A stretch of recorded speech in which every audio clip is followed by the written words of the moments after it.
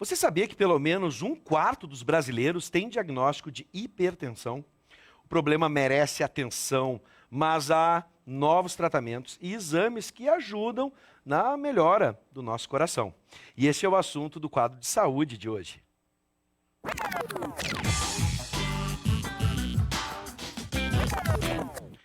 Com a gente o médico cardiologista, diretor médico da clínica ProSaúde e coordenador médico do Centro de Cardiologia, ou melhor, Centro Cardiodiagnóstico da Santa Casa, Dr. Fábio Canelas. Seja bem-vindo, doutor. Boa noite, obrigado pelo convite. Seja sempre bem-vindo. Vamos falar da nossa,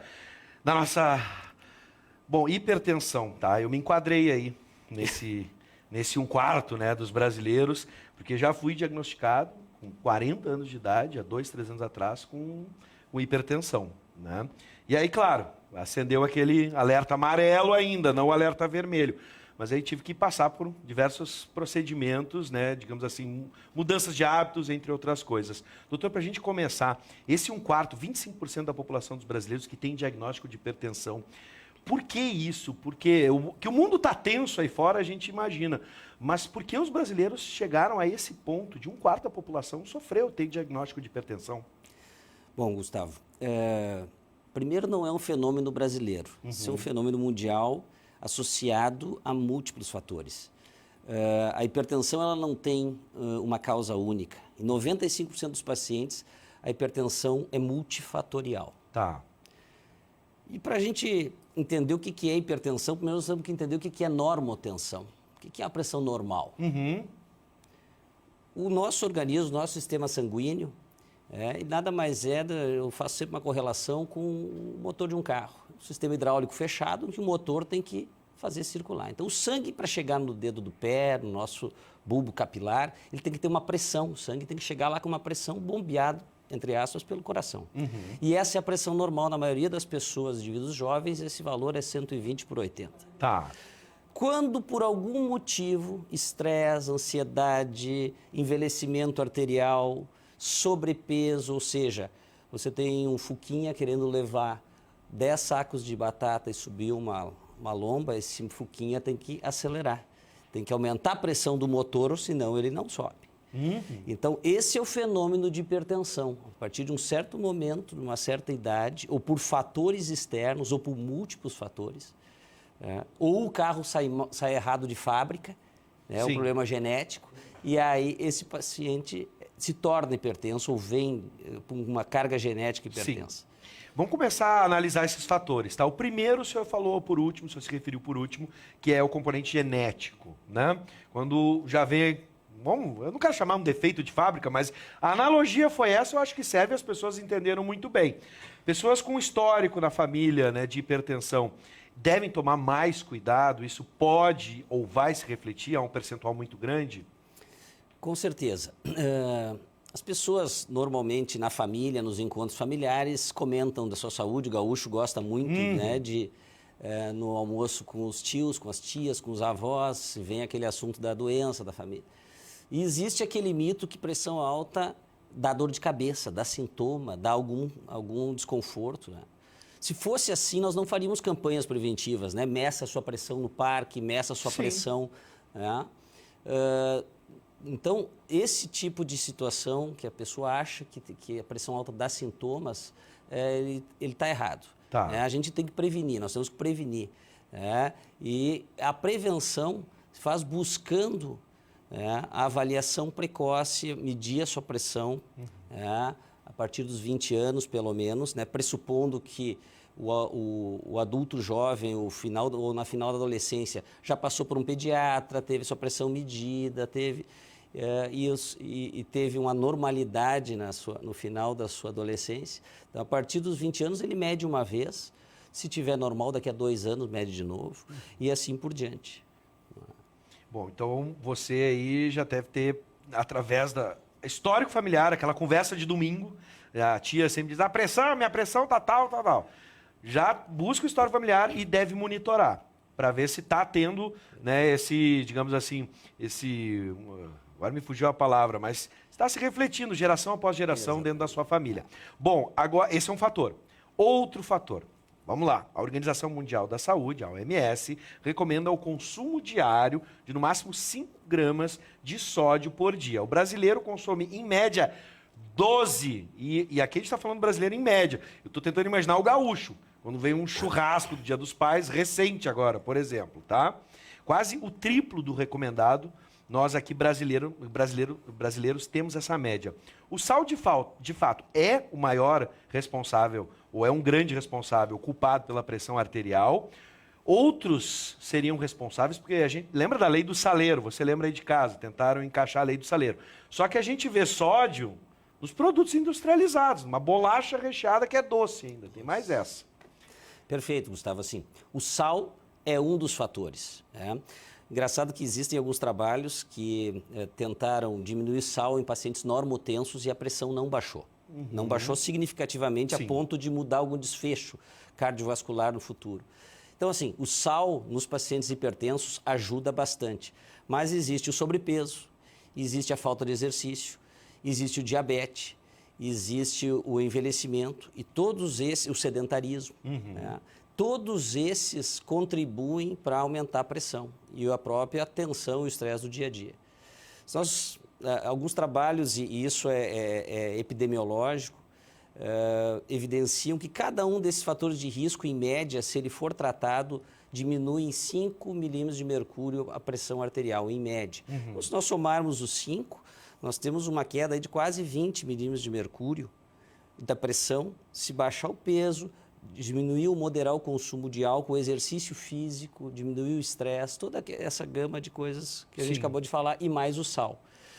A maioria dos remédios que a gente usa, os mais potentes, não baixam em 20 milímetros de mercúrio a pressão arterial. Então, são fatores, medidas higiênicas que nós tomamos, simples, que nem todo mundo toma, né? Mas que são efetivas. Isoladamente, às vezes, não. O sal é um deles. O sal... a maioria das nossas experiências mostram que diminuir só o sal resolve 10%, 20% dos casos. Sim. Não é só isso, é o global.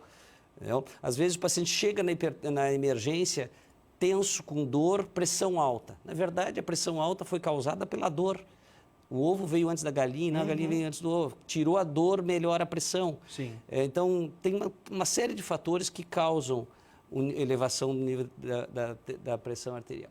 O sal é um grande componente, mas eu acho que essa mudança global, ela tem que ser bem avaliada. Mas porque não, às vezes... Sim, não é só o sal, isso é importante a gente falar. Não é só o sal. O cara diz, agora não como mais churrasco. Bom, mas aí vai no supermercado e enche o carrinho de sódio. Eu digo, não é nem de produtos, né? Enche o carrinho de sódio, mas enfim. Se parar de comer sal e encher o carrinho de carboidrato, ou, por exemplo, comer muito, eu prefiro muitas vezes que o meu paciente deixe de comer farinhas de noite, pão, massa, arroz, não é? Que aquilo ali vai aumentar o índice glicêmico e vai aumentar o peso, porque o paciente vai ficar a noite inteira, vamos dizer assim, aproveitando aquele carboidrato de fácil digestão, muita caloria, vai engordar, vai ter sobrepeso e vai ter hipertensão, do que uma simples redução de sal. Perfeito. Não que eu esteja desvalorizando a redução do sal, mas se o paciente muda e tem uma vida mais saudável, de forma de vista global, e é moderado em todos os aspectos, ele pode tomar os seus 2 cálices de vinho, ele pode comer o seu churrasquinho, mas na semana ele vai malhar 4, 5 vezes, vai caminhar 4 vezes rapidamente, vai comer mais salada, vai usar um azeite de oliva, Perfeito. Não é? Então... Bom, agora vamos tentar entender uma coisa que é muito importante. A medicina tem avanços a respeito... antes de tudo, antes de a gente avançar para o tratamento, o senhor disse que a hipertensão ela é silenciosa. Mas o que ela pode nos trazer a longo prazo? Todo mundo vai imaginar, fazendo a analogia que o senhor usou do Fusquinha, aquele, que o motor vai parar. Né? Mas é só isso que a hipertensão pode provocar ou ela pode provocar outros tipos de males? Bom, as doenças cardiovasculares são as que mais matam hoje em dia no mundo. E o Brasil acompanha isso. E existem, basicamente, 3 situações, ou 4, muito importantes que colaboram com isso. O infarto do miocárdio, acidente vascular cerebral, as doenças periféricas, não é? E em todos esses eventos, vamos dizer assim, a hipertensão está presente na maioria, em 70% dos pacientes. Então, a hipertensão realmente, a longo prazo, se ela tratada, nós podemos prevenir uma série de eventos futuros, né? Não só com exames, não, a partir do tratamento dela. Sim. Né? Principalmente o AVC e o infarto do miocárdio. Perfeito. Né? AVC, para os telespectadores que não conhecem a sigla, é acidente vascular cerebral, principalmente o hemorrágico, mas o isquêmico, que é por falta de circulação lá no cérebro, lá na caixa de máquinas, um fator importante também, que é causado também pela hipertensão. Bom, agora sim, a gente vai... Pelo que eu entendi, doutor, da nossa conversa, o senhor me corrija se eu estiver errado. Muito antes da gente pensar em tratamento ou qualquer coisa do tipo, vale a máxima, é melhor prevenir do que remediar. Né? E no caso da hipertensão, parece, por ela ser silenciosa, a gente tem que ter um cuidado maior e a prevenção é muito importante. Hoje, na medicina, há exames avançados para o diagnóstico da doença do coração, né? Além de simplesmente se medir a pressão, né? Ou tirar a pressão, como o pessoal diz, enfim. Quais os principais exames e as suas aplicações? E no grupo Pro Saúde, por exemplo, quais o senhor destacaria hoje? Bom, hoje em dia, o diagnóstico de hipertensão ele não é feito só através da medida da pressão no consultório. Obviamente, é um fator importante você medir o paciente 2 vezes durante a consulta e em 2 visitas repetidas para ter certeza que aquilo é uma pressão alta. Mas também existem pacientes que apresentam a chamada hipertensão mascarada, ou seja, vem no consultório, está bem relaxado, gosta do médico, é o momento de prazer dele, está longe dos problemas, a pressão está boa. Sai de casa, passa o dia inteiro estressado na empresa, no trabalho, então essa é a hipertensão mascarada.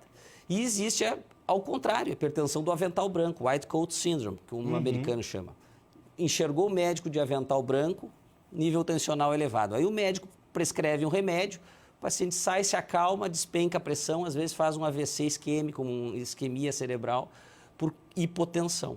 Então, assim, o que o cardiologista, o clínico, os médicos hoje têm à disposição para tratar e para diagnosticar a hipertensão? O aparelho chamado MAPA, o exame de MAPA, mapeamento ambulatorial da pressão. Perfeito. Que o paciente fica em casa com o aparelho medindo a pressão de 20 em 20 minutos, fica 24 horas com aquele aparelho.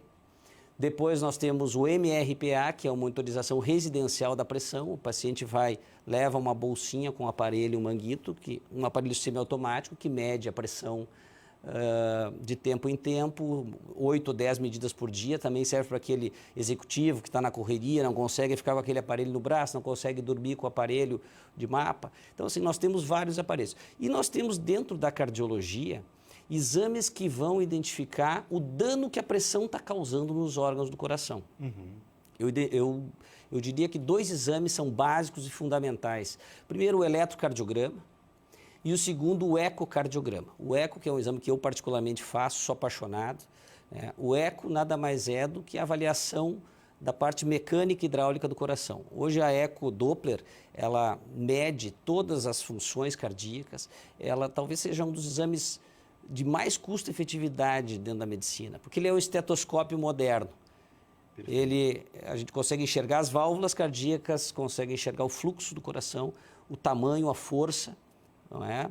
A função das válvulas, preparar o paciente para cirurgias, problemas de válvulas, ver quando é que é o momento melhor de tratar. Antigamente o cardiologista ia ficar ouvindo o sopro, será que é agora que eu troco a válvula, será que não é agora? Olhar o eletro, só ver só a parte, é como se a gente só estivesse vendo a parte elétrica do coração e o ronco do motor. Sim. Hoje eu consigo enxergar tudo, passar ele numa máquina e consegue fazer essa avaliação. E o aparelho de eco mostra a hipertrofia, ou seja, o músculo do coração começa a ficar grosso quando a pressão está exagerada ou vira crônica. Ele começa a se dilatar como se fosse um elástico. O coração, até um certo ponto, ele consegue suprir aquela pressão. Sim. Né? Compensar aquela pressão que vai elevando. Depois de um certo tempo, ele começa a se desgastar como um elástico de uma cueca, né? De uma calcinha. Ele vai... Quem é que nunca teve uma cuequinha velha que puxa uma vez e não volta, né? Tem gente que chama da sorte, mas é só nesse caso que é bom. Então, né? assim, o coração dilata e as fibras não voltam mais para o lugar. E isso é um efeito de hipertensão crônica que pode ser visto na eco. E pode ser prevenido. Quando isso começa, então existe um exame hoje em dia chamado eco Doppler com strain, com avaliação de strain miocárdico. Strain, em inglês, chama deformação. Sim. O coração, quando ele começa a perder a deformação ou se deformar menos a fibra miocárdica, é porque ele começa a ter doença. Bom, doutor, a gente está encerrando a nossa conversa. É importante lembrar que nesta semana, dia 14 de agosto, foi comemorado, né, o Dia do Cardiologista. Então, parabéns, doutor, e parabéns para todos os seus colegas. E aqui a gente estende a importância desse profissional e recomenda para que você faça os exames, né, você de maneira preventiva vá acompanhando o seu coração, a sua pressão, para ter qualidade de vida e uma vida cada vez, né, a gente fala tanto em reforma da Previdência, a gente quer que você viva bastante para poder chegar lá e desfrutar. Doutor, então, para finalizar, dicas e orientações, eu acho que a nossa principal recomendação, falamos aqui sobre o grupo que o senhor representa, o grupo Pro Saúde. Hoje, a estrutura de exames e também o acompanhamento nos tratamentos, todos estão disponíveis através dos profissionais do grupo Pro Saúde. Com certeza. Eu queria pedir licença, então, como membro da diretoria da Sociedade de Cardiologia, eu sou diretor administrativo também da Sociedade de Cardiologia, parabenizar todos os colegas, agradecer pela pujança que eles tornaram a nossa sociedade. Hoje o nosso Congresso de Cardiologia é o 3º congresso do Brasil, só pede para o brasileiro e para o Congresso da SOCESP em São Paulo. 1.500, 1.600 cardiologistas por ano frequentam Gramado para se atualizar. E nós estamos muito bem de cardiologia em todos os hospitais de Porto Alegre e na maioria dos hospitais do interior. E a minha mensagem final, eu acho que todo mundo já teve um carro novo. Né? Vocês vejam que sejam as marcas mais importantes, quando a gente sai da concessionária, o atendente diz lá, daqui 5.000 quilômetros, daqui 10.000 quilômetros, você volte aqui, independente de como está o motor, que nós temos que fazer a revisão primeira. Perfeito. Nosso coração, ele bate por dia, 90 a 100 mil vezes. E esse batimento começou lá dentro da barriga da mamãe, antes da gente nascer. E a gente vive botando gasolina estragada nele, para às vezes impostos que a gente não sabe a gasolina.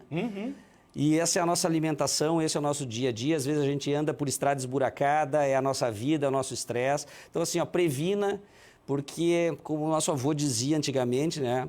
Quem procura acha. O nosso lema agora, quem não procura acha tarde demais. Pois é. Às vezes está saindo para férias, né? Com a família cheia e o carro estraga na freeway. E o coração, às vezes a gente pode estar num lugar excelente, com a melhor infraestrutura do mundo e o mecânico não resolve o problema. Pois é. 50% dos pacientes que infartam não chegam no hospital. Bom, mais uma vez eu quero agradecer a presença do médico cardiologista, diretor médico da clínica Pro Saúde, nossa grande parceira aqui no quadro de saúde, e coordenador médico do Centro de Cardiodiagnóstico da Santa Casa, Dr. Fábio Canelas. Seja sempre bem-vindo e muito obrigado pela confiança que o Grupo Pro Saúde tem aqui no quadro de saúde do Conexão RS. Um prazer. Seja sempre bem-vindo, até o nosso próximo encontro. Obrigado, boa noite a todos.